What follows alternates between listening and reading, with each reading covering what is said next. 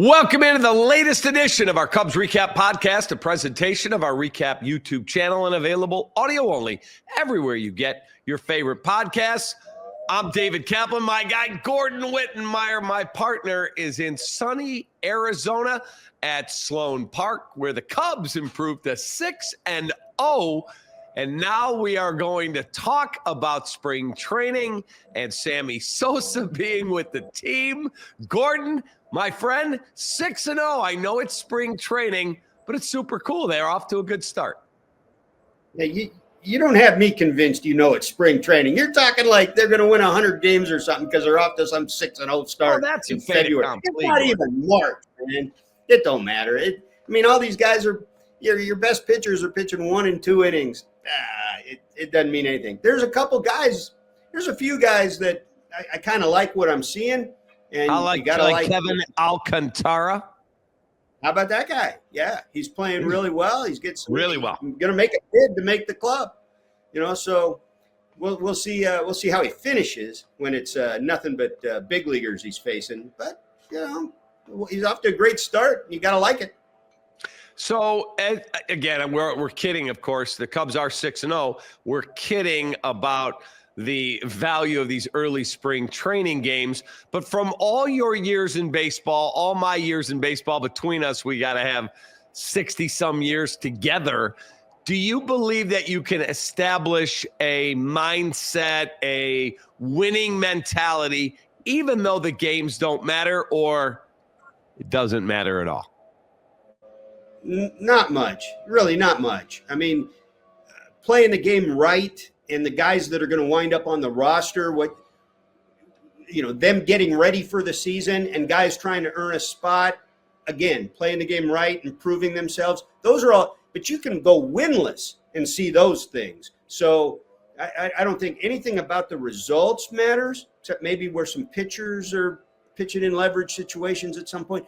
The last couple of weeks of camp, you want your team to be playing well. That's about the most value spring training has, other than just preparing individuals.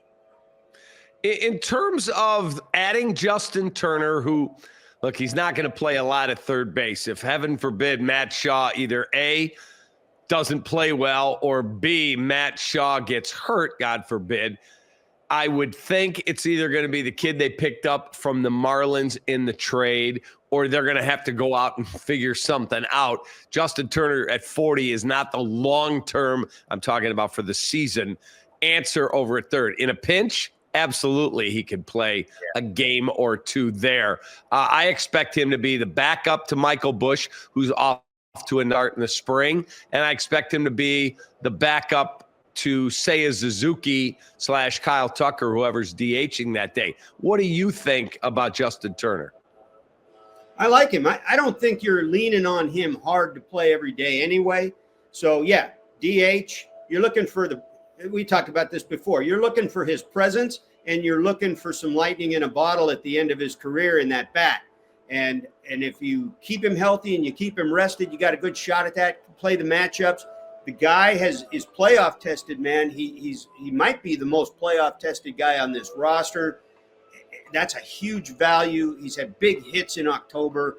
You get this guy through the season. You hope you get some big hits out of him during the season, and then it's October where you want this guy. So Jim Bowden of The Athletic, who's a good friend of mine, and you know him, he was the GM of both the Reds and the Nationals, and he's been outstanding on MLB Network for many years now. Jim wrote an article that dropped on Monday night. Here are 6 teams that he believes could make a run to the playoffs that didn't make it a year ago, and he expects them to have breakout seasons. 2 of them happen to reside in the NL Central, the Cincinnati Reds, who you cover extensively, and the Chicago Cubs, who you cover with me extensively. Let's talk about those 2 teams. You've seen a lot of the Reds. Let's start there. 2 teams that he say can make the playoffs. What do you think of the Reds in the division as opposed to the Cubs, who most are picking to win the division? Look, if the Cubs added the best player in the division in the offseason, which I think they did in Kyle Tucker, the second biggest acquisition in the division for any team, I think, is the manager over in Cincinnati, Terry Francona. And I think he can make a big difference. I'm already seeing in that camp a different tone and some things getting cleaned up a little bit. That's the biggest problem they had last year, was mistakes. They didn't catch the ball very well. They ran themselves out of a lot of innings. He's taken a different approach with some guys. We'll see if it plays out. They also have some key guys who are good in the field. Their center fielder and their second baseman, TJ Friedel and Matt McClain, who were their best fielders before they got hurt. Between the two of them, they played something like a combined 80 games last year. Matt McClain missed the entire season. So if those guys are back healthy, that's a big upgrade for them. And Francona brings in the credibility and just sort of almost a magician's touch when you look at what he did in Cleveland. And they've added around the edges to the roster. So they should have more depth. They should have more bullpen. If he pulls the right strings and they stay healthy, they'll be in it all year. I don't know if they'll win it, but they'll be in the race all year. Switch over to the Cubs. That's an easy call for Jim to put the Cubs on that list, maybe even close to the top of that list, because they were close last year. They had winning records the last 2 years. They've got veterans in place. They've got a good manager, and their bullpen looks a lot better right now. And they added what we talked about, Kyle Tucker. They should be better. They should be significantly better. Both those teams should be. Mm-hmm. So I like that thought. Now, all that said, I don't think they both make the playoffs. You and I have talked about this away from the podcast, but that National League is a lot better, especially on the coasts. Well, you got the Dodgers, you've got the Padres, you've got the Mets, you've got the Phillies, you've got the Braves. Those 5 teams all. The Giants, who added $182 million shortstop and well, they already had Willie Adames. And they had already added the $100-some million third baseman. And there was a Matt Chapman Vulcan on the other big ad. They're serious. So what I'm suggesting is not that those teams are necessarily going to, they're going to fight it out amongst themselves, but it's going to be tougher getting wins outside the division in the National League. I did a look at the free agency in the offseason and where some of the best players went. Most of the best players in free agency this winter either stayed in the NL or went from the AL to the NL. The Yankees picked up a couple of guys in trades and free agency, Max Fried and Devin Williams. That's significant, but basically that's one team in the American League did what about 5 teams in the National League did, get significantly better with significant players. And you could even count the Cubs in that if you want to count Kyle Tucker, but most of the teams were on the coasts that did that. National League's really freaking good. And I think the National League Central is a win the division or bust proposition for those 2 teams we're talking about.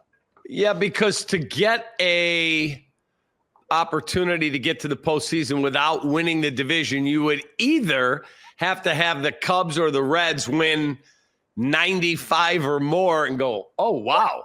And the other team to be 90 plus to get in. Like an 84 win team this year, I do not believe is going to the postseason. You agree? I agree. In the National League, I agree. I think that, and in the National League Central, depending on how the Cubs bullpen performs, for instance, if the Cubs bullpen is locked down good and their starting rotation stays healthy, they've got just enough. They could stack winning month on top of winning month and not have that gap like they had last year where they had to make up for it. And they could get over 90 wins. But short of that, it might take 86 wins to win the division. I mean, and so mostly what that says is second place might be mid-80s, 85. And by the way, the Giants signed Verlander this offseason. That's one that I'm thinking. And then obviously they signed the shortstop Willie Adames away from the Milwaukee Brewers. So, but they lost Blake Snell. That is a massive loss. Massive. No doubt. And Snell went to the Dodgers. Yeah, it's unbelievable. They've got 2+ full rotations if guys are healthy. I mean, guys that have pitched in October, guys that have been all-stars, legitimate starting pitchers, they go past 10 deep. It's really crazy.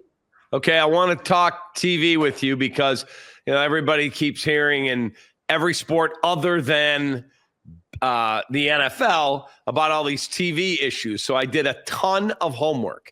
Okay, the Chicago Cubs have a deal, Marquee Sports Network, with Sinclair. What I am hearing is that since 2019, they have lost, Marquee, roughly 2.5 million subscribers since 2019 because of cord cutting. Here's how it goes. Xfinity wants to move Marquee to the ultimate tier, which is a pay tier. The average MLB team that has been moved by Xfinity averages 40% fewer subscribers. They lose 40% because there are people paying the whatever amount of money it is. $7 is in the Chicago DMA. If you balance it all out, the outer market, the inner market, it's about $5. Let's call it $5. That means for 2.5 million subscribers, you've lost $11 or $12 million a month since 2019. That is a massive amount of money for Sinclair. Can I push back just a little bit? This is an unforced error by the Cubs, number one, because the way their TV was set up for years before they went to the Marquee Network, went for about a decade, when teams like the Padres and the Phillies and the Rangers were signing these massive, sometimes close to $1 billion deals, sometimes more than that. The Dodgers got $8 billion. And they had carriage issues. You always have to add that in there. But yes. The Cubs couldn't capitalize because they had their TV deals staggered. They had half their games on WGN, half their games on Comcast as they were trying to leverage short-term the Comcast increase per game. And so what it created was there was a 5-year gap between when those contracts expired, and they had to wait for the last one to expire before they could shop a full season to anybody. And by then the bubble burst. By then they were going to Marquee. They had startup costs. And if you remember when Marquee debuted, it was spring training of 2020. They had a rain out, and then spring training got shut down by the pandemic. So they were behind the curve on everything leading up to that. So they were already behind.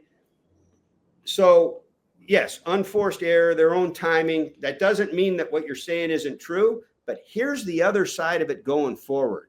For the longest time, we've seen streaming coming. The Cubs have seen streaming coming. I talked to them 15 years ago about this.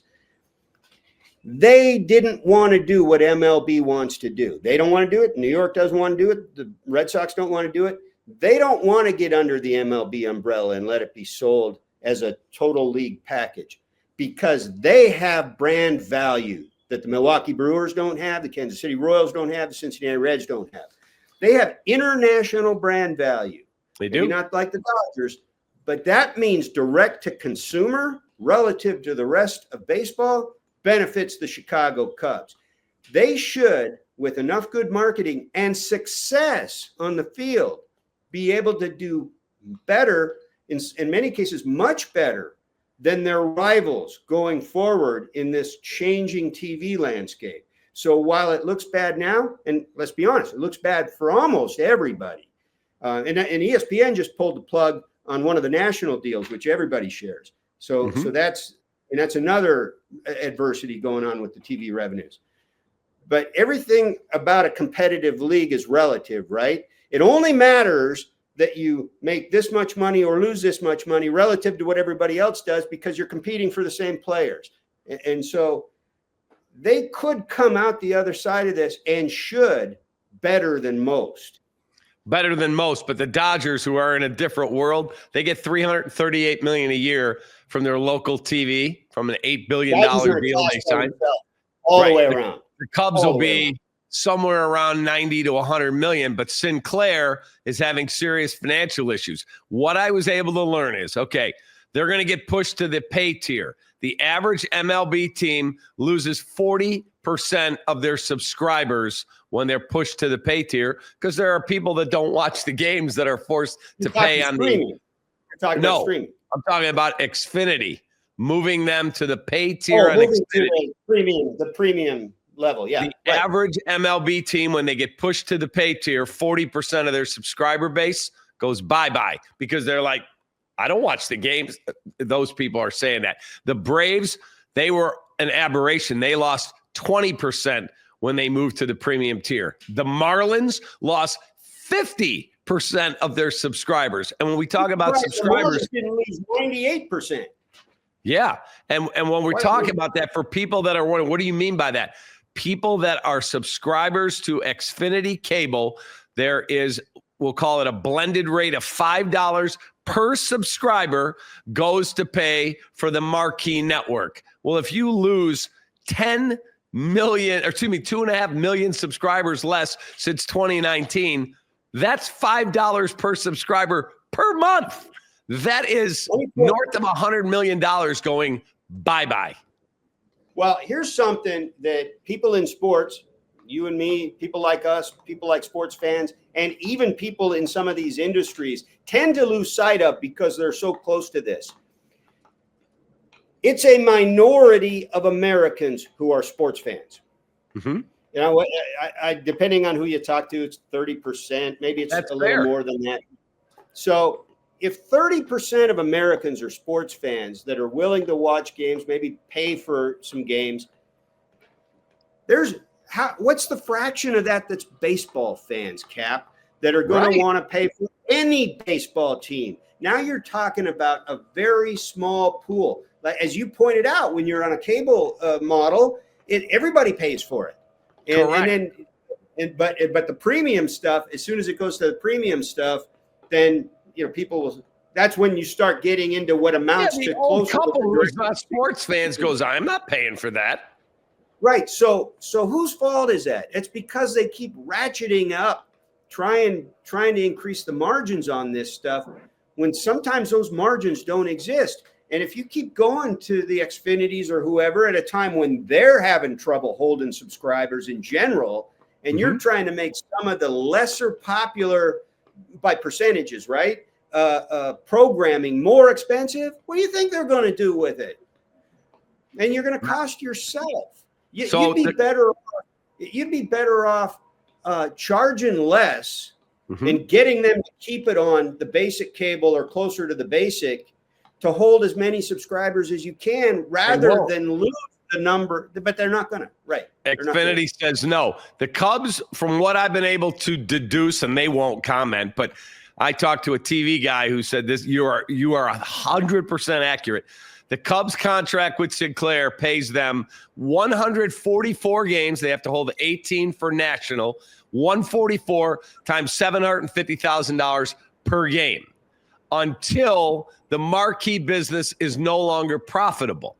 The TV executive I spoke to said it will no longer be a profitable business by the end of the 2025 season because of cord cutting and the amount of people that are giving up cable. He said, then Sinclair still has to pay a rights fee to the Cubs, even when the business is underwater after 2025. Sinclair is balking, going, we can't pay it. The Cubs are like, well, you have a contract. See you in court. This could get real ugly. Yeah, it's already ugly, right? What's the other thing that happens? What's the other thing that happens at the end of 2025? They start negotiations on the new CBA, which is up at the end of 2026. It could get, and you got a group of owners going, we want a salary cap. And that's a non-starter. I've talked to people in the union, people in clubhouses. They might think that the union's softer than it was a generation ago, but they know it's a non-starter. They know the economics of this, and they have good lawyers, just like MLB does, advising the rank and file. If they go after a salary cap hard, there's going to be a work stoppage. If there's a lengthy work stoppage, I've talked to people on both sides of this issue. They're afraid for the industry. You go back and look when this happened in 94, 95. If it wasn't for Cal Ripken and his streak, and Sammy, who we'll get back to in a minute, and Mark McGwire, a couple of years after they came back. Sport might have died. It might, because attendance was immediately decimated by that work stop, and fans were outward. I mean, they were holding up signs. I had a T-shirt. My buddy and I bought a T-shirt back then that was a baseball glove with the middle finger to MLB for shutting down the game. And there were a lot of that. There was a lot of that out there. And you talk about coming out of the, I mean, we're just a few years removed from COVID, when people realize all the things they can live without and prioritize some of their lives. We're at a high inflation time in general in this country. And we just talked about it. We're in a direct to consumer landscape moving forward in TV revenues. Yep. That means you got to sell to individual fans who want to buy your product. You better be winning. You bet. Well, yeah, but you better not piss them all off by spending a season on the sidelines bitching about a $10 million or $20 million ball player or a $250 million payroll. Terrible. All right, before we get out of here, Sammy Sosa was in the Cubs dugout on Tuesday when they played in a spring training game, and he was talking hitting with Kevin Alcantara, who's having, as we mentioned, a good spring. He was talking with another player who hit a home run. Vidal Brujan. Vidal Brujan. And he was there, and he was high-fiving people, and he just looked to be so freaking happy to be back, like part of the family. I thought it was super cool. We didn't get a chance to talk to him today because he got here right around game time. But he got in uniform, got right in there, and was right with these guys. He's going to talk tomorrow. Interesting, just an interesting detail. And by the way, I mean, for somebody who covered the Cubs for so many years, and I came in 2007 with Lou Piniella, right after Sammy left and was a pariah, it would have been hard pressed to imagine this day. And I was here to see it, which was pretty cool. So he talks to Vidal Brujan in the dugout. Brujan's next at bat, he hits a home run. Smoked it. And so, okay, is this Sammy's influence? I don't know, but it was a pretty cool moment. Super cool. So he's going to be around, I guess, for at least another week, 10 days, something like that. And super cool. It's a lift. It's a little bit of a lift in camp. I wouldn't expect that, every one of these young guys knows firsthand, but I would expect most of these guys know, and just his energy, right, is going to help. It's going to carry. Gordo, have a great rest of your day. I wanted to say, I want to bring something else in. I want to bring in a guy. I'm going to give you a bonus, Cap. I'm going to throw you a bone on something because I saw something today that feeds into your narrative of the Cubs winning 185 games this year. And it was what I saw from your boy PCA. Yep, I like PCA a lot. So he had a 3-hit game the other day. He's off to a good spring. He's got the goofy haircut and the whole thing. Made a diving catch today. And it's cool as shit that he's got this, he brings the hair in. He's got a little bit of an attitude. That's good. That's good because he's going to need it. But he's also got a skill set. He's got a new number too, right? He's got new number 4. Yeah. So this guy, it's a 2-2 game in the 7th. He gets he singles up the middle. Okay, routine single up there. He's on first base. He picks his spot and he steals second. The ball skips past the infielder. He goes to third. He doesn't stop. He pays attention to the play. And the ball's in shallow center. And it's dying between two guys. So he takes off for home, and the center fielder overruns the ball just enough that he beats the throw home. And that's the kind of thing that wound up being the winning run in the game today. It's a spring training game. Take it for what it's worth, but it's late innings, tie ball game, and he picked his spot. This is winning baseball, right? Mm-hmm. It's now I know it's just a glimpse. It's just a moment. Again, you can take it for what it's worth, but you can go out there and steal 100 bases, and 90 of them won't matter if all you're doing is chasing stolen bases. Correct. But when you pick your spots, and when you stay heads up on that play and not only get third, but see an opportunity to score a run without a hit or another at bat. That's how teams win ball games. And I like this guy. I think he's still got to prove it. He's still got to establish himself, but I like where he's headed. I like what I see. And I'm telling you, this guy could have the time of his life this season. It could be the best time of his life since Hayden Panettiere was his babysitter. How about that? And you know that story? Right there, Hayden Panettiere. I just watched her and remember the Titans last night. I don't think she looked like that in that movie. She didn't. She was Coach Yost's daughter in that movie. She was a little kid. Yeah, she's a beautiful, beautiful woman. And Hayden Panettiere was his babysitter while his mom was acting.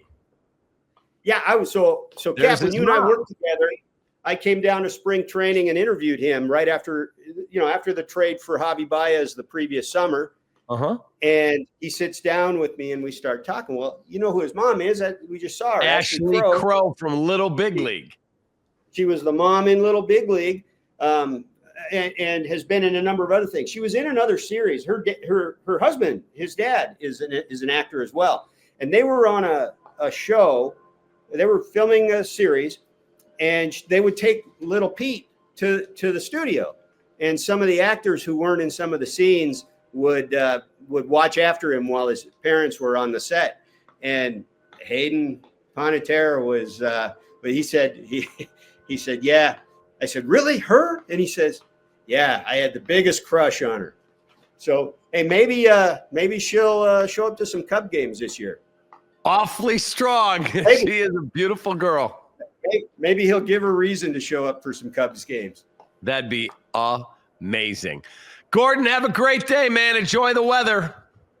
All right, you too, Kap. Take care, man. There he is, the great Gordon Wittenmeyer with the latest edition of our Cubs Recap Podcast, presentation of our Recap YouTube channel, available audio only everywhere you get your favorite podcasts. And for you Cub fans out there that are watching this, check out On This Day, a brand new feature here, because 9 years ago today, as we're taping this, Ryan McGuffey, my partner here, and Gordon were standing on the field in Arizona, and Dexter Fowler walked up and said, I'm back 9 years ago today. So we have an interview. We have an interview with Dexter, an exclusive video that Ryan filmed when he was standing there and saw Dexter walking up. So there you go. Make sure you check it out. I've still got pictures of that on my phone. Yeah, Ryan has the video on his phone, so we used it. That's what a good executive does. You surround yourself with great people. That's the key. Hey, man, have a great night. All right, you too, Kap. Appreciate you. There he is. That's Gordon. Make sure you click the notification bell, subscribe to our channel, and get all our content. That'll wrap up this edition of our Cubs Recap Podcast. Have a great rest of your night. Take that.